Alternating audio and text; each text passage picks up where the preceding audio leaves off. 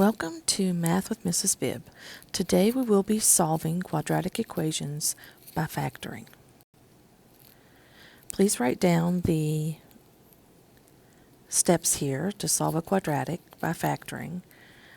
Please note that step 1 isn't absolutely necessary, but it does make it much easier to be able to factor if your a value is positive.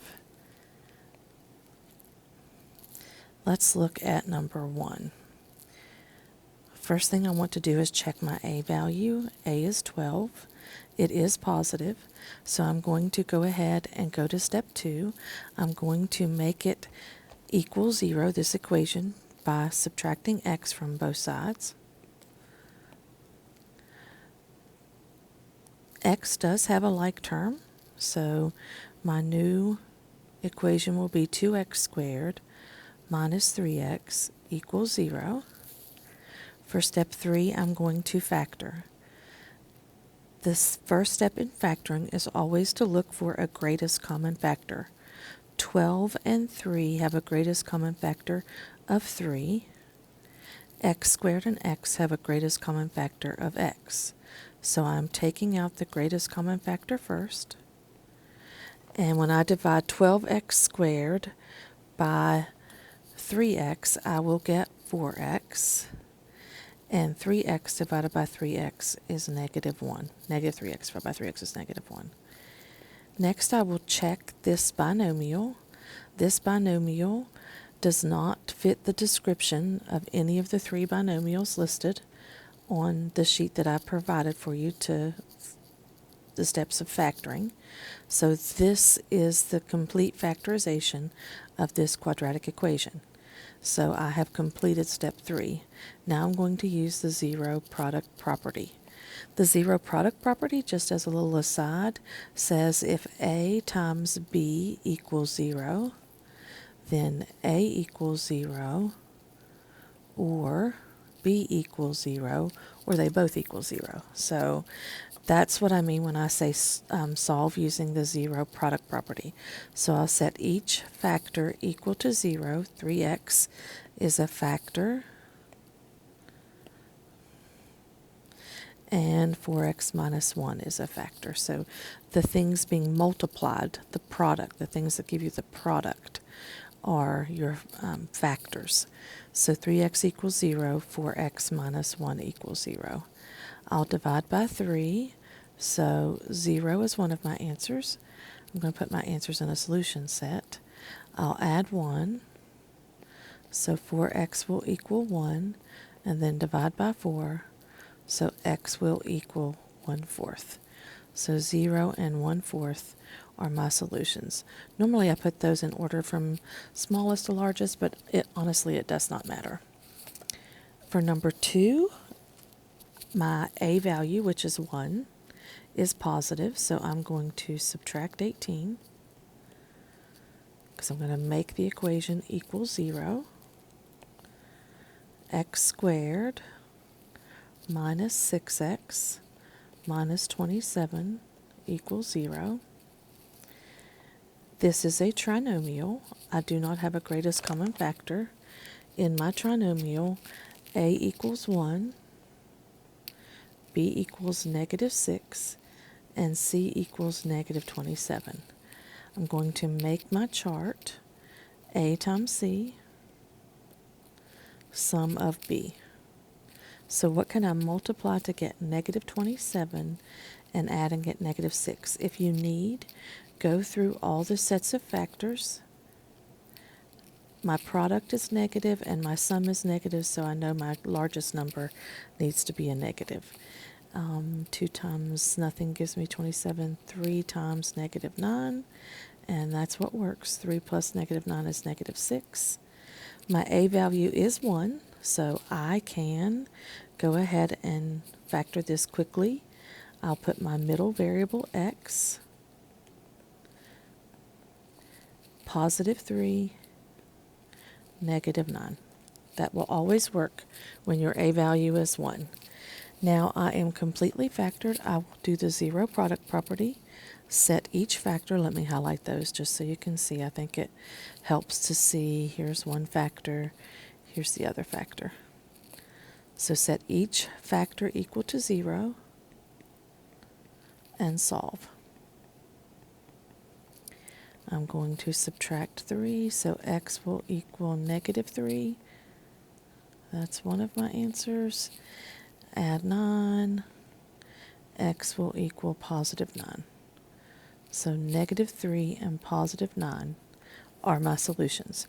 And remember, we are solving by factoring, which means we're finding the solutions or the roots or the zeros or the x-intercepts. If we were to graph any of these quadratics, we would find that they cross the x-axis at the given values. Number 3, my a value is positive, so I'm going to make it equal 0 next. I have 3x squared plus 5x minus 2 equals 0. 3x squared, 5x, and 2 do not have a common factor, so step 1 in factoring is take out the greatest common factor. They do not have one.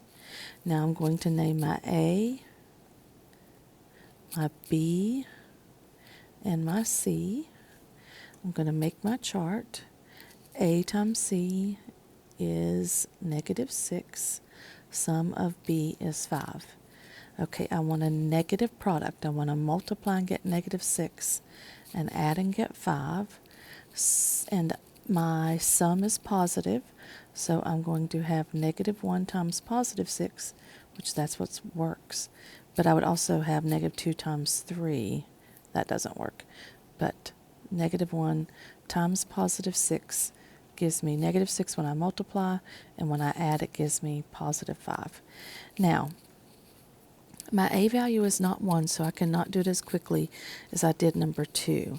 So for this, there's many ways to factor a trinomial when a is not 1.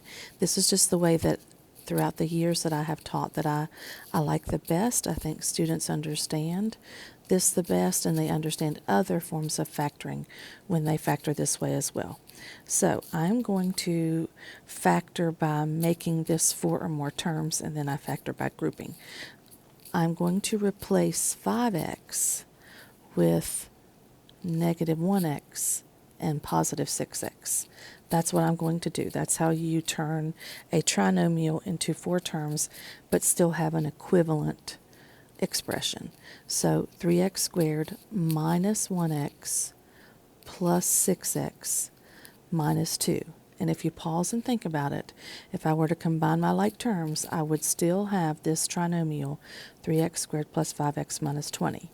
Now, I have 4 or more terms, and from your sheet that I gave you about factoring, you see that for 4 or more terms, you factor by grouping. You group the first 2 together, and you group the last 2 together. And this will always work, and I'll show you what I mean by this will work. The greatest common factor of the first binomial is x. I'm going to divide each of these by x and put the answer in the parentheses. So 3x squared divided by x is 3x.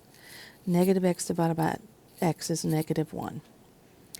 For my next one, the greatest common factor of the second binomial, I'm going to put my plus sign down. The greatest common factor of my second binomial is 2. I'm going to divide each of these by 2.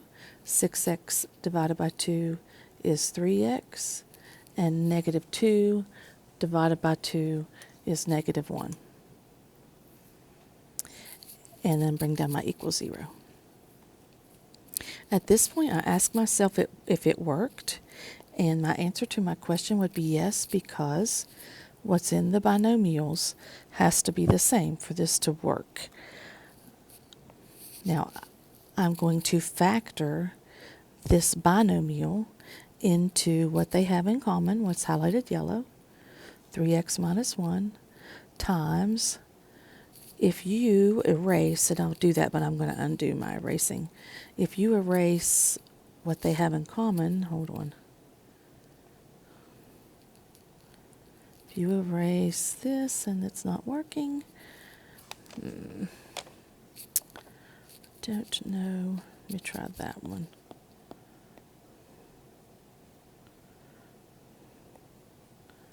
Sorry.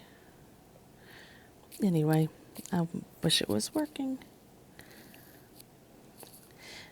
If you put your fingers over what they have in common, what's not highlighted, let me go highlight that. That might help. So what is highlighted in blue will go in the other parentheses. So x plus 2. 3x squared plus 5x minus 2 is factored into the product of two binomials that are 3x minus 1 and x plus 2. Now I'm going to finish this up here. I did not leave myself very much room to finish this, but I'm going to finish it up here. I'm ready to do step 4, which is the zero product property. So I'm going to have 3x minus 1 equals 0 and x plus 2 equals 0. And I should have said or, because it's either one or both of them equals 0. So I am going to solve the first one by adding 1. 3x will equal 1, divide by 3. X will equal 1/3. So I'll go down here and put 1/3 as one of my answers. And subtract 2. X will equal negative 2. Negative 2 is the other answer. So the answer to number 3 is 1/3 and negative 2. Okay, number 4. I want to solve this by factoring. If I had the choice, I would tell you that number 4 and number 6 and number 7 and number 8, I would solve by square roots. And in fact, I'm tempted, but I'm not going to because I couldn't erase on number 3, so I'm not going to, but I'm tempted to take the square root to show you, especially something special about number 7. I would divide by 4 first on number 7. Divide by 4. Then I would take the square root of both sides. And as we learned in the last section, or the last set of notes about complex numbers, I would rewrite the square root of negative 9/4 as the square root of negative 1 times the square root of 9 over the square root of 4. And that square root of negative 1 is I. So I know when I'm going to factor this, I'm actually going to have an I in my factorization. So let me go back here and go back to number 4 so I can talk about how to do that. First of all, for number 4, my a is positive with the x squared on the right. So I'm going to subtract 81 to keep that a positive. So I'm going to have 0 equals x squared minus 81. Now you most certainly could subtract x squared from both sides and factor and get the correct answer. I just think it's easier when your a value is 1. So this is not the only way to do this. It's just the way that I like to do it. And if you would prefer to just subtract x squared and factor from there, you are most welcome to do that. Now, this is a binomial. This binomial does not have a common factor. There are 3 types of binomials that we have learned to factor. That's difference of squares, difference of cubes, and sum of cubes. And if you notice, x squared minus 81 is a difference of squares.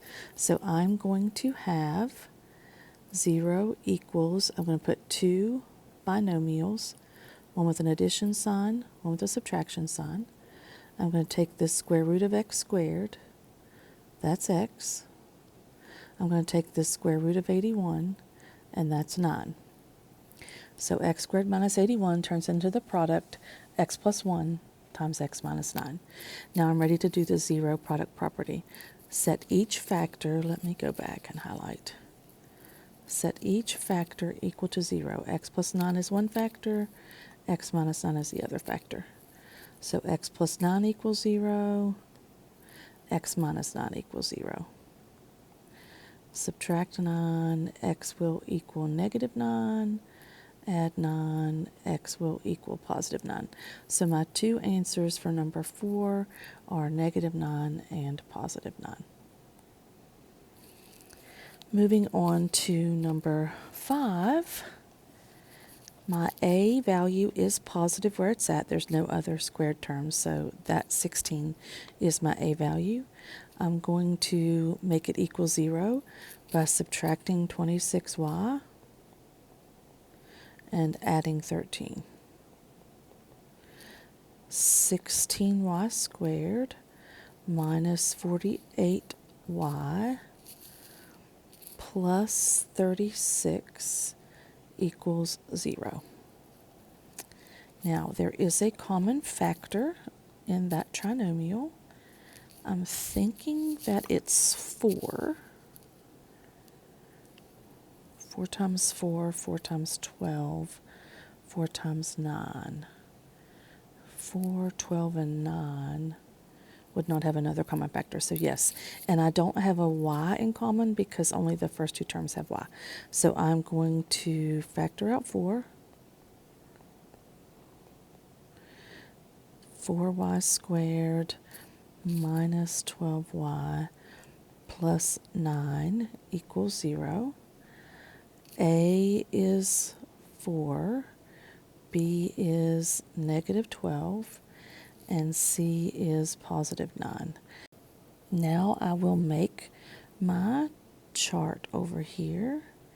A times C would be positive 36, and B is negative 12. I'm so glad this example appeared because it's just a little bit different than number 2 and number 3. Now I want a positive product and a negative sum. So that means both of my factors are going to be negative. Negative 1 times negative 36 gives me positive 36 when I multiply, and it does not give me negative 12 when I add. Negative 2 times negative 18 gives me positive 36 when I multiply, definitely does not give me negative 12. Negative 3 times negative 9, not negative 12. Negative 4 times, oh, I see a mistake. And that's okay, I can fix it right now. Negative 3 times negative 12, that's still not negative 12. Then negative 4 times negative 9, that's negative 13, so we're almost there. Negative 6 times negative 6, that's what works. Negative 6 plus negative 6 gives me negative 12. Now, I am going to bring this 4 down and put 2 empty binomials so that I won't forget the 4. It's really not necessary in when you're solving by factoring, but it is absolutely necessary that you have the 4 if you were just factoring. So that's why I keep it.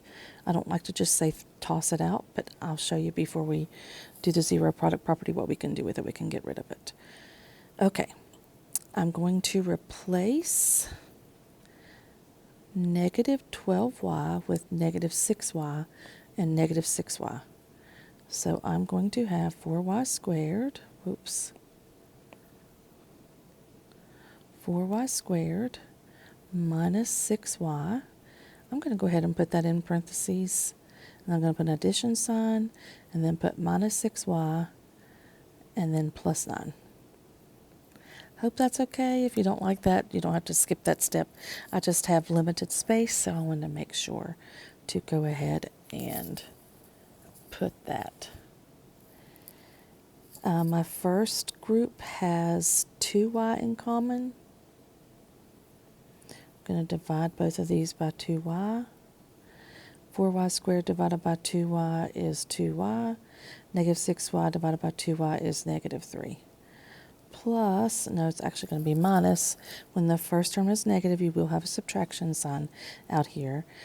So I'm going to factor out a negative 3. I'm going to divide both of these by negative 3. Negative 6y divided by negative 3 is positive 2y.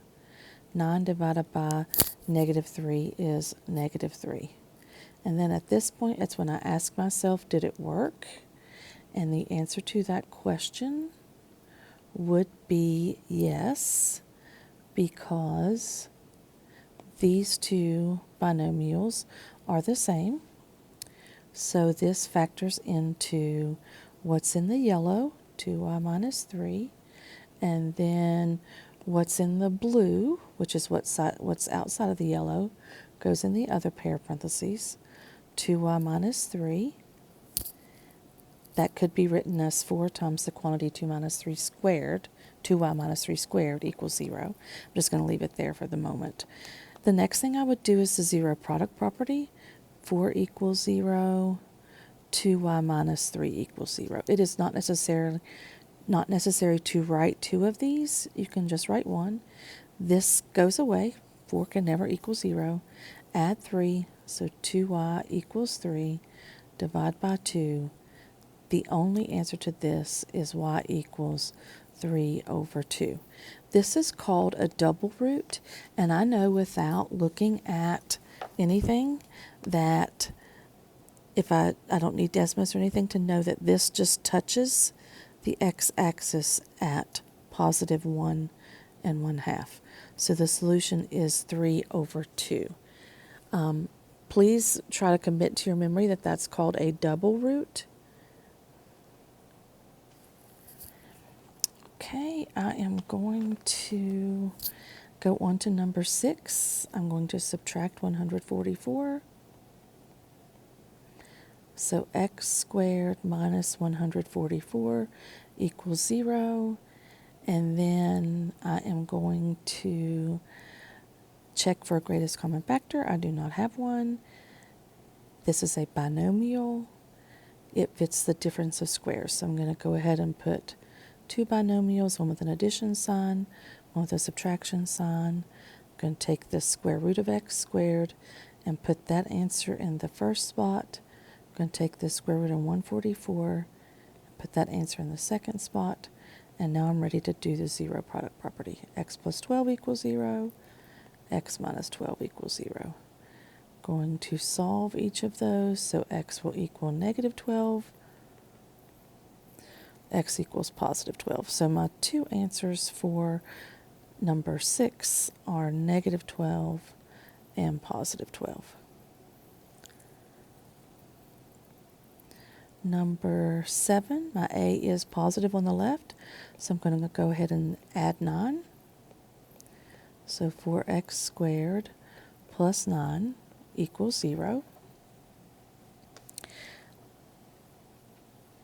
This is not a difference of squares, difference of cubes, or sum of cubes, but on the back of that sheet I gave you, it says sum of squares. This is a sum of squares.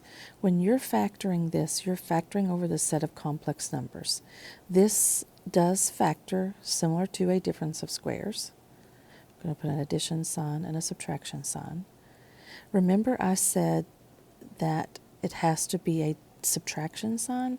Well, now I have a difference of squares if I rewrite that as subtracting a negative. And I'm going to take the square root of 4x squared, just like I do with the difference of squares, and that's 2x. And then I'm going to take the square root of negative 9, which, remember, from the last lesson, the square root of negative 1 times the square root of 9 is what you break up a negative radical into, and then that would be 3i. So the solutions here are not real, they are imaginary. They come from the set of complex numbers. I'm going to subtract 3i on this first one, so 2x equals negative 3i. Divide by 2, so x will equal negative 3/2 I. And then I'm going to add 3i on this other one. So 2x equals positive 3i. Divide by 2, x will equal positive 3 over 2i. So my solutions for number 7, I'm going to use a shortcut since I don't have much space, are plus or minus 3/2 I. And you can say 3i over 2, that's what that looks like. Just never put your I in the denominator because then you'd have to rationalize. Now for number 8, I'm going to make it equal 0. 25x squared minus 81 equals 0. There's not a greatest common factor. My A was positive. It is equal to 0. Now I'm going to factor. It is a difference of squares. So I'm going to put two empty binomials, one with an addition sign, one with a subtraction sign. I'm going to take the square root of 25x squared, which is 5x. going to take the square root of 81, which is 9, and then I'm going to solve 5x plus 9 equals 0, and 5x minus 9 equals 0. So 5x will equal negative 9, divide by 5, x will equal negative 9 over 5, add 9, so 5x equals positive 9, divide by 5, x equals 9 over 5. So my solutions, I didn't put a box around this, my solutions for number 8 are positive and negative 9/5. And that is the end of this set of notes. I hope you have a wonderful day.